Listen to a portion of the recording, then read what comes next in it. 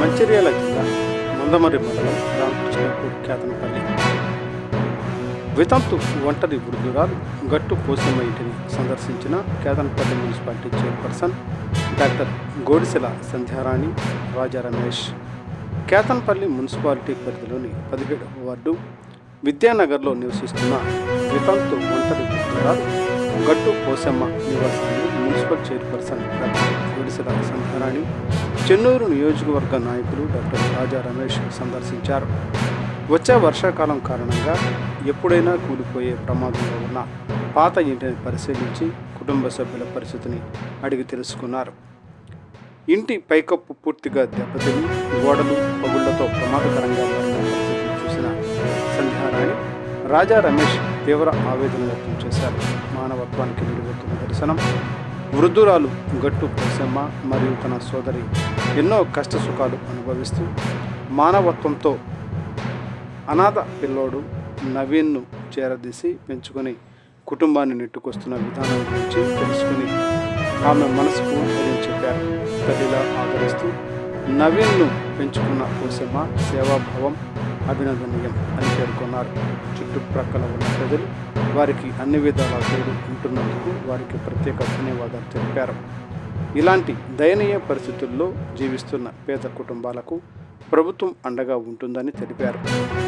గట్టు పోసమ్మకు ప్రభుత్వం ద్వారా ఇందిరమ్మ ఇల్లు మంజూరు అయ్యేలా ప్రత్యేకంగా కృషి చేస్తామని హామీ ఇచ్చారు.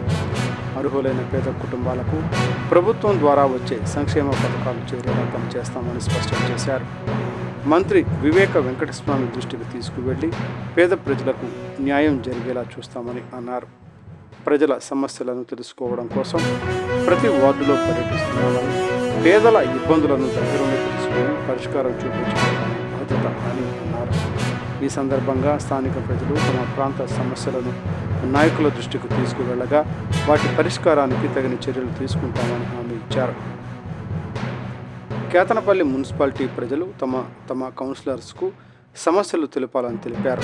ఈ కార్యక్రమంలో చెన్నూరు నియోజకవర్గ నాయకులు డాక్టర్ రాజా రమేష్, బీఆర్ఎస్ సీనియర్ నాయకులు రామిడి కుమార్, సిపిఐ నాయకులు లక్కిరెడ్డి, యూత్ నాయకులు లక్ష్మీకాంత్, మాణి, వార్డు ప్రజలు బుచ్చమ్మ, రాయమ్మ, మంగాదేవి, భానుమతి, కవిత, సౌజన్య తదితరులు పాల్గొన్నారు.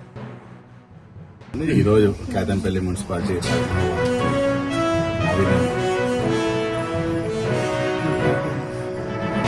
ఇక్కడ తన ఇంటిని ఒక్కసారి పరిశీలించాను.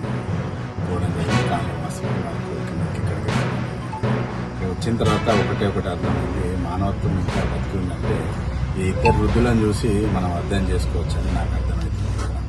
ఇద్దరు వృద్ధులు ఇద్దరు కూడా వితంతులు, ఇద్దరికి కూడా ఎవరు లేరు. అయినప్పటికీ కూడా ఒక అనాథ కూడా వికలాంగులు వాళ్ళని చేరదీసి ఇంత పెద్దోన్ని చేసి వాళ్ళకి వచ్చే పెన్షన్తో దాన్ని సాగుతుంది.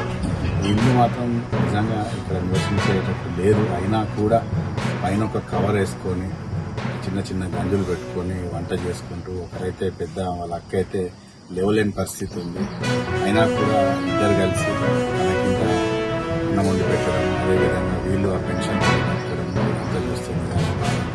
కాబట్టి ఇక్కడ కాలనీవాసులు అందరూ కూడా వీళ్ళకి వాళ్ళకి సహాయం కూడా చేస్తూ ఉన్నారు. అయినప్పటికీ కూడా మన గవర్నమెంట్ నుండి ఖచ్చితంగా ఇలాంటి వాళ్ళకి సహాయం చేయడం చాలా మంచిదని నేను కోరుకుంటూ, ఏదైతే ఈరోజు మున్సిపల్ చైర్పర్సన్ సాధ్యమైనంత వరకు ఇందిరమ్మ పథకం కింద ఇల్లు శాంక్షన్ చేయించాలి. మంత్రి గారు వచ్చినప్పుడు మంత్రి గారు కానీ కలిసి ఖచ్చితంగా నుంచి వెళ్తారు. ఇందిరమ్మ ఇల్లు శాంక్షన్ చేపిస్తాం. ఒకవేళ ఇందిరమ్మ ఇల్లు పథకం కింద ఏమన్నా రానేలా వీళ్ళని కలెక్టర్ దృష్టికి తీసుకెళ్లి కలెక్టర్ ద్వారా వీళ్ళకి డబుల్ బెడ్రూమ్ ఇల్లు ఇప్పించేటట్టు ఖచ్చితంగా ఇలాంటి వాళ్ళకి కాలనీవాసులు మా వంతు కూడా వీరికి మున్సిపాలిటీ నుండి కానివ్వండి, బీఆర్ఎస్ పార్టీ నుండి ఖచ్చితంగా వీరికి సహాయ సహకారాలు అందిస్తూనే ఉంటాం.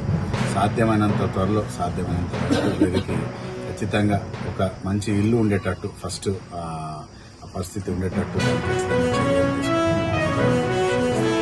అదేవిధంగా గవర్నమెంట్ కూడా సహకరిస్తే, ఖచ్చితంగా మంత్రి సహకరిస్తే ఇలాంటి పేదవాళ్ళకి అందరం కలిసి వాళ్ళకి న్యాయం చేసిన వాళ్ళం.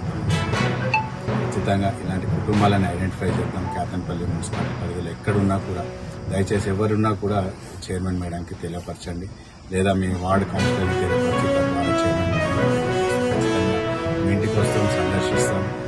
ఎవరైనా ఆ ఇంటి అప్లికేషన్ తీసుకొని ఖచ్చితంగా మంత్రి గారి దగ్గరికి వెళ్ళి మాట్లాడే ప్రయత్నం చేస్తాం, మాట్లాడతాం, ఇల్లు ఇప్పించే ప్రయత్నం కూడా చేస్తాం. ఖచ్చితంగా నవీన్ కానీ చిన్నమ్మ పెద్దమ్మ ఇద్దరు కూడా చేరువలు వాడడం ఉంటామని చెప్పేసి చెప్పుకుంటూ కాలనీ వాసులకు కూడా నేను ఈ ప్రత్యేకంగా ధన్యవాదాలు తెలియజేసుకుంటాను. ప్రతి దాంట్లో